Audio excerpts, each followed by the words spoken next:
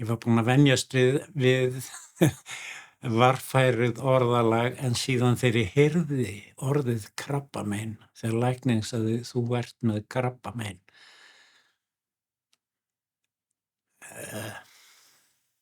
Ég gat ekki hamið mig, ég fór að gráta og beygði af. Þá var eins og helltust yfir mig allir sjúkdómar sögunnar í einu lagi og það var ansi þungt og erfitt. Svo andaði ég djúpt og gerði mig grein fyrir því að ég var þó í mjög góðri stöðu miðað við marga aðra.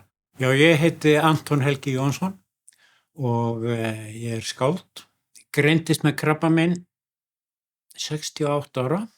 Læknar héldu að ég væri bara með mjög slæmt kvef og mjög slæma hálsbólgu og lá heima og var virkilega veikur og þjáður þangað til að mér var skutlað bara aftur á heilsugæsluna og þaðan beint upp á bráðadeild. En í þeirri vendu fannst krabbamein í vinstra lungan á mér og nokkrum mánuðum seinna var ég skorinn upp og fór í gegnum uppskurð sem heppnaðist mjög vel og eftir það í lyfjameðferð.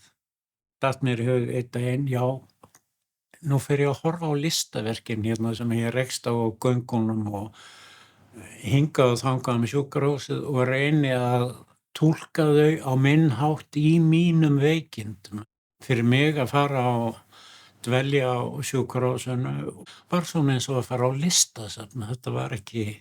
Það var ekki kalt og dapurlegt og leiðilegt sjúkrahús. Nei, það var eitthvað annað og meira gefandi. Ég veit að margir gera eitthvað svona á einn eða annan hátt til að komast af.